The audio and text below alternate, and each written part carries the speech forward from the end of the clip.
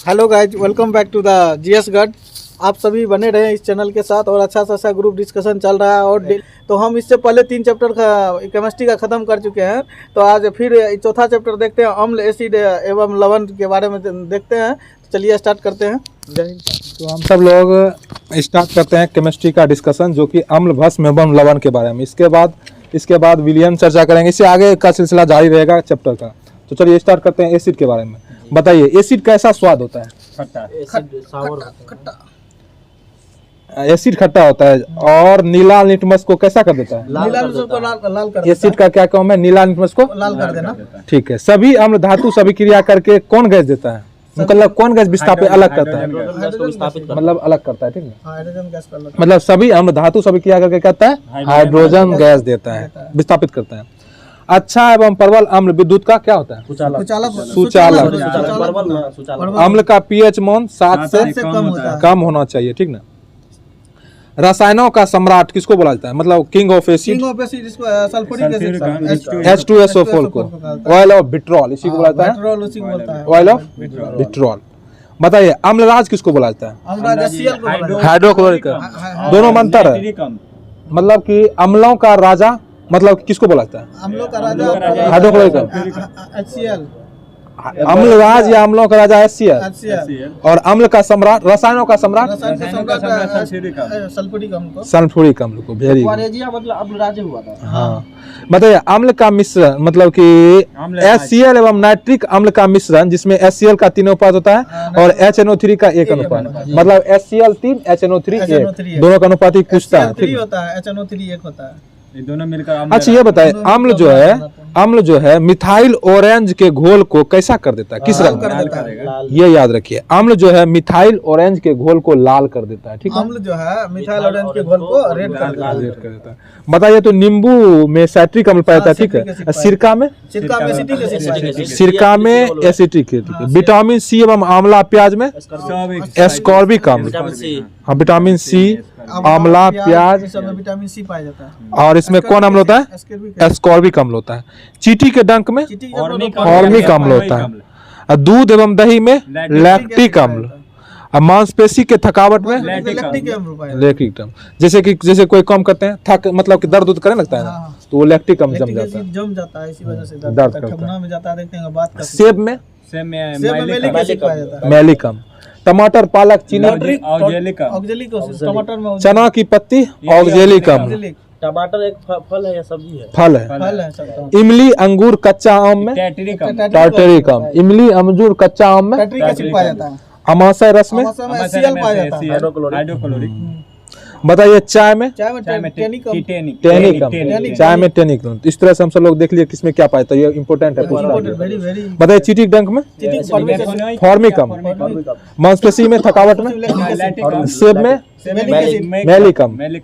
और अमाशय में HCl।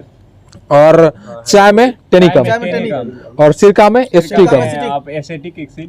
और दही एवं दूध में लैक्टिक अम्ल। चीटी के डंक में नींबू में गेहूं में ग्लूमेटिक। और मक्खन में अच्छा, ठीक है। बताइए, आंसू में सियालिक एसिड। आंसू में सियालिक एसिड। चलिए, अम्लों के उपयोग के बारे में जानते हैं। ठीक ना। टार्टरिक अम्ल का उपयोग बताइए, बेकिंग पाउडर बनाने में। टार्टरिक अम्ल, एसिटिक अम्ल या सिरका, अचार, टमाटर।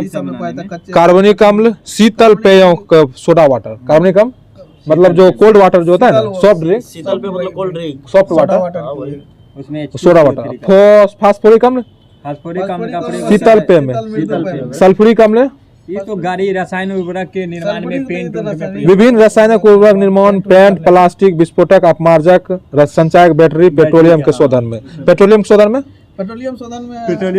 क्या बोले? पेट्रोलियम शोधन में कौन अम्ल होता है? पेट्रोलियम शोधन में हाँ, सल्फ्यूरिक अम्ल। पेट्रोलियम के शोधन में हाँ।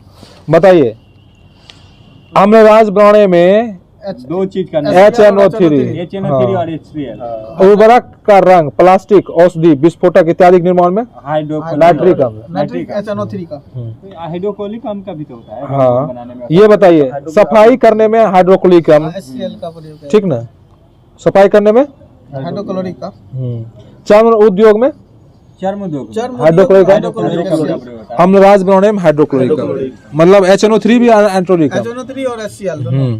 बताइए फॉर्मिक अम्ल का रबर का निर्माण में, चमड़ा उद्योग में, जीवाणुनाशक में, खाना अचार उचार का संरक्षण के लिए ये फॉर्मिक अम्ल और बेंजोइक अम्ल औषधि निर्माण में, खाद औषधि निर्माण में, तब उल्टा कर दिया। नहीं ऑक्जेलिक अम्ल में, ऑक्जेलिक अम्ल में हो जाएगा आपको कपड़े के सियाही के धब्बे हटाने में। कपड़े से सियाही का धब्बा अगर कपड़ा में धब्बा लग गया ना उसमें ऑक्जेलिक एसिड जरूरी है ऑक्जेलिक एसिड चमड़े के विरंजक के रूप में फोटोग्राफिक और कपड़ा उद्योग में किया जाता है। फोटोग्राफिक में ऑक्जेलिक ये ऑक्जेलिक है, टमाटर, पालक, चिली का पत्ता, फिर यहाँ पे ऑक्जेलिक है। हाँ, इसका उपयोग है ये उपयोग बताएगा। ऑक्जेलिक अम्ल का। अगर आप कहीं भी कपड़ा में स्याही का दाग लगे ना उसको छुड़ाइए, ऑक्जेलिक अम्ल उसमें लगाइए, घसीएगा ना उसमें, उससे भी छूट जाएगा। अब फोटोग्राफिक और कपड़ा उद्योग में किसका उपयोग होता है? ऑक्जेलिक का उपयोग होता है। ठीक है, बताइए अब जो बेस के बारे में चलते हैं। क्षार, यह स्वाद में कड़वा तीखा होता है। यह लाल लिटमस को नीला कर देता है। यह मिथाइल ऑरेंज को पीला कर देता है। इसका pH मान 7 से होता है। MgOH होल 2 को मिल्क और मैग्नीशियम है। इसका pH मान कितना होता है? 10.5 कुछ होता है, स्ट्रॉन्ग होता है। बताइए मिर्च का कड़वापन किसके कारण होता है? कैप्सिन के कारण। कैप्सिन के कारण, मतलब कैप्सिन के कारण मिर्च का कड़वापन। मिर्च का कड़वापन कैप्सिन के कारण, करेला का कड़वापन करेला करेनेशिया के कारण। नीम का कड़वापन नीम का कारण, एजार टीका। प्याज एवं लहसुन का कड़वापन सल्फर के यौगिक के कारण। ठीक ना, प्याज का कड़वापन एलाइल प्रोपाइल डाइसल्फाइड के कारण होता है। लहसुन का कड़वापन एलाइल प्रोपाइल रेडिकल ऐसे कुछ है। हाँ ठीक है। Radical sulphide. अर्हेनियस के सिद्धांत के अनुसार कहा गया है कि वह यौगिक जो जल में घुलकर हाइड्रोजन प्लस आयन बनाता है प्लस देगा उसे अम्ल एवं जो जल में घुलकर OH माइनस बनाता है उसे क्षार कहते हैं। अर्हेनियस ने क्या बोला कि जो H प्लस देगा, जो H प्लस आयन देता है, H प्लस देगा, OH नहीं, H प्लस देगा तो अम्ल, OH माइनस देगा तो क्षार। अर्हेनियस के अनुसार। हाँ अर्हेनियस का ब्रॉस्ट्री एवं लॉरिक सिद्धांत के अनुसार कहा गया जो प्रोटॉन प्रदान करता है उसे अम्ल कहता है, जो प्रोटॉन ग्रहण करता है क्षार कहा जाता है। क्षार। ये बहुत इंपॉर्टेंट है। अब बताइए अब ल्यूइस का सिद्धांत। इस सिद्धांत के अनुसार कहा गया कि जो इलेक्ट्रॉन और लोन पेयर को ग्रहण करता है, इलेक्ट्रॉन ऑफ लोन पेयर हाँ ग्रहण करता है उसे अम्ल में जो लगाता है उसे बेस कहता है। जो त्यागता है उसको बेस कहते हैं। इलेक्ट्रॉन ऑफ लोन पेयर को जो ग्रहण करता है उसे अम्ल एवं जो त्यागता है उसे बेस। ठीक है, ये लुईस का सिद्धांत है। लुईस का सिद्धांत है। लुईस का सिद्धांत है कि इलेक्ट्रॉन ऑफ लोन को जो ग्रहण करता है उसे अम्ल एवं जो त्यागता है उसे क्या बोलते हैं, बेस कहते हैं। अब साल्ट के बारे में चर्चा करते हैं। ठीक नहीं, इसे अम्ल एवं क्षार को मिलाकर तैयार किया जाए। NaCl सामान्य लवण वैसा लवण जिसके पास हस्तांतरण करने के लिए H प्लस आयन रहता है और ना ही OH माइनस आयन रहता है, जैसे NaCl। मतलब कि सामान्य लवण किसको बोला जाता है पता है? मतलब कि बोला जाता है वैसा लवण जिसके पास हस्तांतरण करने के लिए ना तो H प्लस आयन रहता है और ना ही OH माइनस आयन रहता है। मैंने दोनों का जो होता है जैसे NaCl, KCl, N2SO4, CaSO4। ठीक ना, ठीक है। सोडियम का प्लस हो गया। बताइए अम्लीय लवण वैसा लवण जिसमें हस्तांतरण करने के लिए कम से कम एक H प्लस आयन रहता है उसे अम्लीय लवण कहा जाता है, जैसे NaHCO3, NaHSO4। H का होना जरूरी है हाँ, तभी अम्ल होगा। N कम से कम NH4Cl। एसिडिक साल्ट होगा। हाँ, अब बताइए क्षारीय लवण वैसा लवण जिसमें हस्तांतरण करने के लिए एक कम से कम, जैसे उसमें एक हाइड्रोजन था, इसमें एक OH माइनस होना चाहिए। जैसे सोडियम हाइड्रोक्साइड, पोटेशियम हाइड्रोक्साइड, जैसे MgOH, magnesium hydroxide, milk of magnesium. अच्छा बताइए पोटास मतलब द्विलवक वैसा लवण जो सामान्य लवण के द्वारा बना होता है उसे द्विलवक कहता है, जैसे पोटास फिटकिरी वगैरह हो गया। एक होता है मिश्रित लवण, एक होता है मिश्रित लवण। ठीक ना, मिश्रित लवण वैसा लवण जिसका निर्माण दो अम्ल एवं एक क्षार या एक अम्ल एवं दो क्षार के प्रक्रिया से होता है। मतलब दो लवण एक अम्ल, मतलब दो लवण दो अम्ल, वैसा लवण जिसमें दो अम्ल एवं एक क्षार या तो एक अम्ल या दो क्षार के निर्माण होता है उसे ही मिश्रित लवण का, जैसे विरंजक चूर्ण CaOCl into Cl। ठीक है, अब पीएच वैल्यू के बारे में जान लेते हैं, ठीक है। जी, इसकी खोज सारेंसन नामक 1909 में किया था, ठीक ना। 1992 में सुधार। पीएच मान के द्वारा किसी विलयन में हाइड्रोजन आयन की उपस्थिति का निर्धारण किया जाता है, ठीक ना। पीएच मान के द्वारा किसी विलयन में हाइड्रोजन H+ आयन का निर्धारण किया जाता है। किसी विलयन का पीएच मान 0 से 14 तक निर्धारित किया जा सकता है। यदि किसी विलयन का पीएच मान 7 से कम होता है तो वह विलयन कैसा होगा? 7 से अगर ज्यादा होगा तो, अगर 7 के बराबर होगा तो चलो बताइए पीएच मान के आधार पर विलयन की प्रकृति बताइए। तो प्रबल अम्ल 0 से 3.5 ये पूछता है। दुर्बल अम्ल 3.5 से 7 के बीच। जितना दूर जाएगा तो दुर्बल, जितना पास में रहेगा प्रबल। उदासीन अम्ल 7, दुर्बल क्षार 7 से अधिक 10.5 से कम। दुर्बल हो जाएगा, लेकिन जितना दूर जाएगा उतना प्रबल 10.5 से अधिक। जैसे मिल्क ऑफ मैग्नीशियम। अब कुछ पदार्थों का पीएच मान देख लेते हैं, ठीक है। नींबू का रस का पीएच मान बताइए। नींबू के रस का पीएच मान आपका 2.5, शराब का 3.5, 3.5 शराब। बियर का बियर का उससे कम 4.5, बियर का 4.5, बियर का 4.5 होता है। बियर का कितना होता है? 4.5 होता है। शीतल पेय का 5.5, 5.5, दूध का दूध का 6.5, दूध का पीएच मान 6.4, आसुत जल का आसुत जल का 7, 7 हो जाएगा। लार का 7.4, लार का 7.4, ये होता है। खाने से पूर्व, खाने के बाद 6.5, 7.4 होता है। ब्लड रक्त का कितना होता है? 7.4, अंडा का अंडा का 7.7, 7.7, खाने वाला सोडा का खाने वाला 8.5, 8.5, खाने वाला सोडा का ये सब छाड़िया में आ जाता है। धोबन सोडा का 9, 9, और सोडियम सान्द्र सोडियम हाइड्रोक्साइड सबसे ज्यादा 14, 14, ये मैग्नीशियम हाइड्रोक्साइड का ये 10.5। NaOH जो है सबसे ज्यादा स्ट्रॉन्ग बेस है। हाँ NaOH, मिल्क ऑफ मैग्नीशियम नहीं हाँ तब क्या हाँ NaOH सबसे ज्यादा स्ट्रॉन्ग बेस है। MgO का 10+2। मैग्नीशियम का फॉर्मूला। जी अब हम सब लोग बिलियन में चलते हैं, ठीक ना। सॉल्यूशन, जी, सॉल्यूशन पढ़ते हैं। बिलियन के प्रकार बताइए। बिलियन के कर पाते तीन सॉल्यूट प्लस सॉल्वेंट बराबर है का होता है। ठोस द्रव विलयन वह रासायनिक मिश्रण है जिसमें विलय पदार्थ तथा दूसरा विलायक पदार्थ उपस्थित होता है, हाँ। ठीक ना। विलय और विलायक मिलके विलयन का निर्माण ठीक। विलय और विलायक दोनों घुल जब जाता है तो विलय विलयन पदार्थ की मात्रा कम होता है और विलायक पदार्थ की मात्रा अधिक होता है तो ऐसे विलयन को तनु विलयन कहते हैं। जी, तनु इसका विलयन। मतलब समझे।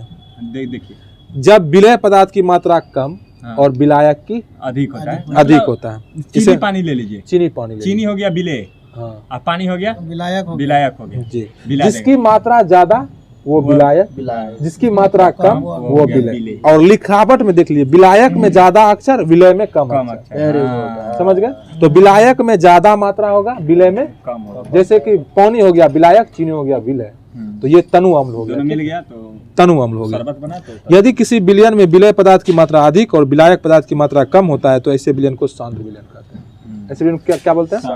सांद्र विलयन। अब देखिए ठोस विलयन, यह कितने प्रकार का होता है? ठोस विलयन 3 प्रकार। 3 प्रकार का। हाँ। ठोस में ठोस का विलयन, ठोस में गैस का विलयन और ठोस में द्रव का विलयन, ठीक ना। ठोस में ठोस का विलयन का एक उदाहरण बताइए। ठोस में ठोस का जैसे ले लीजिए ठोस में ठोस का विलयन पीतल जैसे हो ना, पीतल हुआ ना, जैसे पीतल तांबा और जस्ता से मिलकर बना है। हाँ, हेमेटाइट, हेमेटाइट सभी मिश्र धातु, हेमेटाइट भी, हेमेटाइट एवं सभी मिश्र धातु भी जो है ना ठोस में ठोस का विलयन, ठीक है।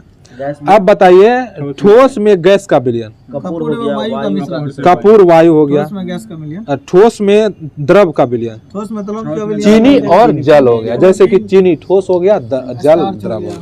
ठोस में द्रव का विलयन। ठोस में द्रव का विलयन। अब द्रव विलयन, यह भी 3 प्रकार का होता है, ठीक ना। द्रव में ठोस का विलयन, द्रव में द्रव का विलयन, द्रव में गैस का विलयन।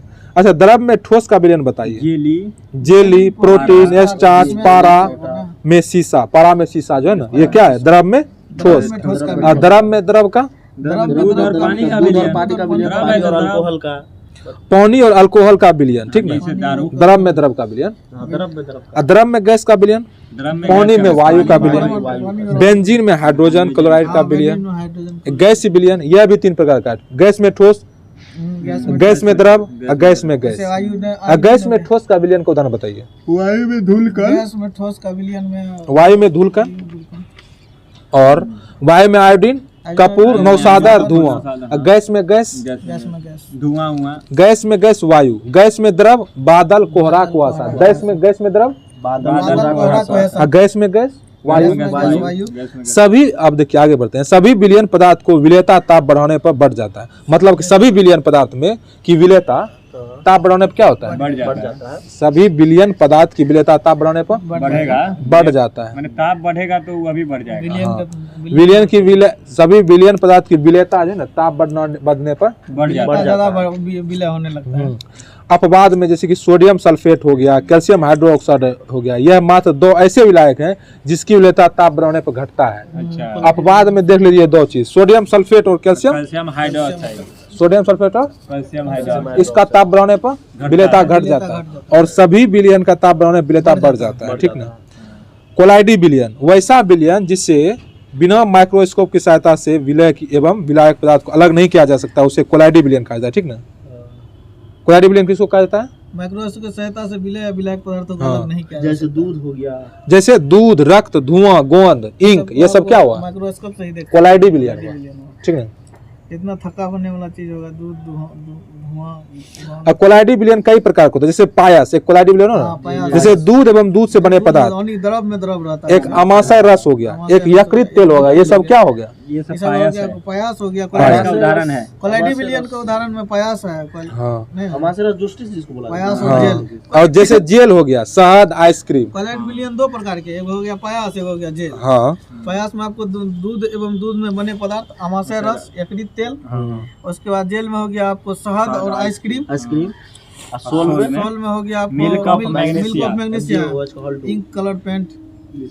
एरोसोल में देखिए धुआं, बादल, कोहरा, कुहासा। एरोसोल देखते होंगे, बादल जैसा बनता है। एरोसोल हवा में जो लटक जाता है उसी को एरोसोल बोलते हैं। धुआं, बादल, कोहरा, कुहासा। एक चीज और देखिए, कोलाइडी विलयन में वैसा विलयन जिसे सॉरी ये बात नहीं, दाब बढ़ाने या घटाने पर समांतर ठोस एवं द्रव के विलेयता पर कोई प्रभाव नहीं पड़ता है। मतलब अगर दाब और घटाने पर ठोस एवं द्रव पदार्थ के विलेयता पर, ठोस एवं अगर दाब बढ़ाएगा तो ठोस एवं द्रव ठोस एवं द्रव पदार्थ की जो विलेयता है उस पर प्रभाव पड़ेगा? नहीं पड़ेगा। दाब अगर बढ़ेगा तो क्या होगा? ठोस और द्रव के पदार्थ पर विलेयता में कोई प्रभाव पड़ेगा, किंतु गैस की विलेयता बढ़ती है। गैस की विलेयता बढ़ती है। अगर दाब बढ़ा देंगे तो गैस की विलेयता बढ़ जाएगी, बढ़ती है। ठोस और द्रव पर दाब बढ़ाएंगे या घटाएंगे तो द्रव की विलेयता द्रव की घटेगा, कोई कोई प्रभाव नहीं नहीं, पड़ेगा। ठोस और द्रव पर कोई प्रभाव नहीं, लेकिन गैस का बढ़ेगा। बढ़ जाता है। बढ़ेगा। तो वेरी गुड। इस तरह से विलयन हम सब लोग का खत्म हो गया है। अब ईंधन के फ्यूल के बारे में चर्चा कर लेते हैं। ठीक है। वो फ्यूल किसको बोलते हैं? जलने और चलने ऊर्जा वह पदार्थ जिसके जलने से ऊर्जा एवं ऊष्मा प्राप्त होती है उसे फ्यूल कहते हैं, ईंधन कहते हैं। आदर्श ईंधन की सबसे महत्वपूर्ण विशेषता उसका उष्मीयमान अधिक होता है और जलने पर हानिकारक गैस उत्पन्न नहीं होता है। आदर्श गैस किसको बोलते हैं? आदर्श गैस वो होता है कि जलने पर मतलब कम अति करे, उसमें मान ज्यादा होता है। उसमें एक मान ज्यादा होता है। आदर्श ईंधन का सबसे महत्वपूर्ण विशेषता है उष्मीयमान अधिक होता है और जलने पर हानिकारक गैस उत्पन्न कम नहीं होता। निकलता है, नहीं के बराबर निकलता सर्वाधिक उष्मीयमान हाइड्रोजन गैस का, इसे भविष्य का ईंधन कहा जाता है। ठीक है। भविष्य का ईंधन किसको बोला जाता है? Hydrogen gas. हाइड्रोजन को। ठीक है। हाइड्रोजन। कोल गैस के बारे में चर्चा करते हैं। ठीक कोल है। गैस के बारे में यह methane, carbon dioxide, hydrogen, carbon dioxide इत्यादि का मिश्रण होता है। मतलब कोल गैस किसका इसका मिश्रण होता है? मीथेन, कार्बन मीथेन होता है, कार्बन मोनोऑक्साइड, कार्बन डाइऑक्साइड और ईथेन का होता है। ठीक है। Methane, carbon monoxide, hydrogen, carbon dioxide. जिसमें सर्वाधिक मात्रा में हाइड्रोजन गैस 54%, 7% जबकि दूसरा सर्वाधिक मात्रा मीथेन का 35%। मतलब कोल गैस में सबसे ज्यादा हाइड्रोजन हाँ। पाया जाता है, 54%। हाँ, और दूसरा मीथेन 35%। 35%। हमारे वायुमंडल में जो मतलब ऊर्जा का 10% संरक्षण है, जिसमें एल्बिडो कितना आता है? 35%। हाँ। कोल गैस जो होता है यह गैस वायु के विस्फोटक मिश्रण बनाती है। ठीक ना। कोल गैस वायु के विस्फोटक मिश्रण बनाती है। अब जल गैस के बारे में चलते हैं। वाटर गैस, यह भाप अंगार गैस के नाम से भी जाना जाता है। अंगार, भाप अंगार। इस गैस को लाल तप्त कोक पर पानी प्रवाहित करने से उत्पन्न किया जाता है। ठीक है। यह गैस कार्बन डाइऑक्साइड और हाइड्रोजन गैस का मिश्रण होता है। यह जल गैस नहीं, कार्बन मोनोऑक्साइड, कार्बन मोनोऑक्साइड और और हाइड्रोजन गैस का मिश्रण ऑक्साइड और हाइड्रोजन गैस का मिश्रण कार्बन होता है। मोनोऑक्साइड और हाइड्रोजन गैस का मिश्रण कौन होता है? जल गैस। जल गैस कौन होता है? कार्बन मोनोऑक्साइड और जल गैस का। CO और जल H2O गैस। का मिश्रण होता है। हम्म। CO और H2O का मिश्रण हाइड्रोजन होता गैस का है। कौन होता है मिश्रण? जल और gas. Producer gas producer gas में हो गया आपको methane, methane. Carbon carbon dioxide dioxide. Producer gas में ये कार्बन डाइऑक्साइड और एवं नाइट्रोजन के का मात्रा होता होता है। कुछ मात्रा में इस गैस में कार्बन डाइऑक्साइड मीथेन भी पाया जाता है। ठीक है। प्रोड्यूसर कार्बन गैस मोनोऑक्साइड और और नाइट्रोजन प्राकृतिक गैस में इस गैस में सर्वाधिक मात्रा में मीथेन पाया जाता है। प्राकृतिक गैस मीथेन पाया जाता है 83%। और जीवाश्म ईंधन में जीवाश्म ईंधन तो जीवाश्म कोयला पेट्रोलियम आदि पदार्थ पाया जाता है। पेट्रोलियम भी सब पाया जाएगा। इसके अंतर्गत कोयला, पेट्रोलियम, प्राकृतिक पदार्थ, गैस को भी शामिल किया एंथ्रासाइड, बिटुमिनस, हाँ, ठीक सबसे ना। ज्यादा एंथ्रासाइड हो गया जिसमें सबसे जीवाश्म ईंधन में जीवाश्म इसके अंतर्गत कोयला, पेट्रोलियम, प्राकृतिक गैस को भी शामिल किया जाता है, ठीक ना। ये बताइए जीवाश्म ईंधन जैसे कि एंथ्रासाइड, बिटुमिनस, लिग्नाइट, पीट कोयला, ठीक है। सबसे उत्तम श्रेणी का कोयला एंथ्रासाइड एंथ्रासाइड, और एंथ्रासाइड, बिटुमिनस, लिग्नाइट, पीट कोयला ये कोयला का क्या है, भाग है। प्रकार है, ठीक ना।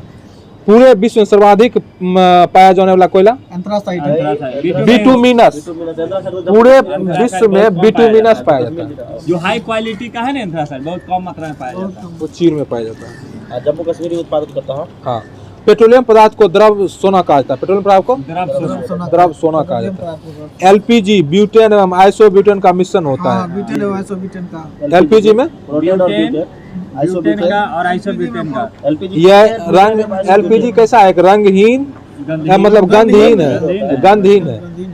अतः इसके लिए लीकेज का पता लगाने के लिए इसमें एथिल मरकप्टन एथाइल मरकैप्टन, एलपीजी जो है ना गंधहीन है, इसमें लीकेज अगर होगा तो कैसे पता करेंगे, एथिल मरकप्टन लिक्विड डाला जाता है जिससे पता गैस, चल जाता है। हाँ गैसोहोल, यह एल्कोहल एवं पेट्रोल का मिश्रण होता है जिसमें इथेनॉल 90%, जबकि पेट्रोल मतलब इथेनॉल कितना होता है, अल्कोहल 10%, 10% इथेनॉल 10% और पेट्रोल 90% मिलाता है। गैसोहोल में इथेनॉल 90% पेट्रोल हाँ। और 10% इथेनॉल। हाँ। Ethanol 10%, petrol 90%। हाँ गैसोहोल में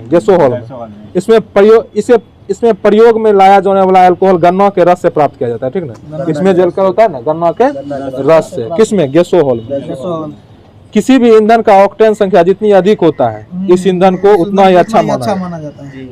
इस ईंधन को किसी ईंधन का ऑक्टेन संख्या जितना ज्यादा होगा उसको उतना ज्यादा अच्छा माना जाता है। ऑक्टेन संख्या जिसका जितना ज्यादा उसको उतना उतना अच्छा ईंधन अच्छा। माना जाता है। पेट्रोल इंजन, ठीक है। पेट्रोल ईंधन माना जाता है। मतलब जो एलपीजी गैसोहोल में इस ईंधन में अस्फोटन के लिए कुछ मात्रा में टेट्रा इथाइल लेड का प्रयोग किया जाता है, और ठीक ना। अपस्टन के लिए सामान्यतः प्रति लीटर पेट्रोल में 0.15 लीटर या 15 मिलीलीटर अपस्फोटन पदार्थ पदार्थ मिलाया जाता है ताकि वे खराब, हाँ, पेट्रोल मिलाया जाता है। ईंधन की दहन के लिए ऑक्सीजन के साथ साथ नाइट्रोजन की आवश्यकता पड़ती है। दहन का मुख्य पोषक पदार्थ क्या है, ऑक्सीजन है। ऑक्सीजन है, मतलब चलने के लिए बिना ऑक्सीजन का चलवे नहीं करेगा। ऑक्सीजन के साथ साथ कुछ तरह नाइट्रोजन का। कोई भी नहीं होगा। हाँ, बायोगैस के बारे में चर्चा करें। ऑक्सीजन का होता है। अब बायोगैस के बारे में पढ़ते हैं, ठीक ना। जो जीव जंतु के जीवाश्म का अवशिष्ट पदार्थ से प्राप्त किया जाता है, बायोगैस जीव जंतु के जीवाश्म से प्राप्त किया जाता है। यह मीथेन, कार्बन डाइऑक्साइड, हाइड्रोजन का मिश्रण होता है। Biogas carbon dioxide, methane, carbon dioxide, hydrogen का मिश्रण, जिसमें सर्वाधिक मात्रा में मीथेन होता है। हाँ, सर्वाधिक बायोगैस में सर्वाधिक मात्रा में मीथेन होता है। मीथेन होता है। बायोगैस के जलने से अपशिष्ट पदार्थ के रूप में नाइट्रोजन एवं पोटेशियम की प्राप्ति होती है, ठीक ना। बायोगैस जलेगा तो अपशिष्ट पदार्थ के रूप में नाइट्रोजन और पोटेशियम की प्राप्ति नाइट्रोजन और पोटेशियम पोटेशियम। बायोगैस जलेगा तो नाइट्रोजन नाइट्रोजन और और पोटेशियम की प्राप्ति होती है। नाइट्रोजन और पोटेशियम की प्राप्ति होती है, जो उर्वरक के रूप में प्रयोग में लाया जाता है, ठीक ना। जो उर्वरक के रूप में प्रयोग होता है। ठीक है। रॉकेट ईंधन में को प्रणोदक कहा जाता है, ठीक ना, जो दो प्रकार का होता है, ठोस प्रणोदक और द्रव। प्रणोदक। ठोस प्रणोदक में इसमें हाइड्रोकार्बन, क्लोरेट और इसके अंतर्गत हाइड्रोकार्बन, क्लोरेट एवं नाइट्रोजन का प्रयोग। ठोस प्रणोदक में हाइड्रोजन, कार्बन, क्लोरेट और हाइड्रोकार्बन, क्लोरेट और नाइट्रोजन। हाइड्रोकार्बन, क्लोरेट और नाइट्रोजन। और द्रव प्रणोदक में द्रवित हाइड्रोजन, द्रवित अमोनिया, केरोसिन तेल का प्रयोग है। द्रवित हाइड्रोजन, द्रवित अमोनिया और केरोसिन तेल का प्रयोग किया जाता है। इस तरह से हम लोग ईंधन भी पढ़ लिए। तो आगे का फिर जो आवर्त सारणी होगा कल चर्चा करेंगे। तब तक के लिए धन्यवाद। जय।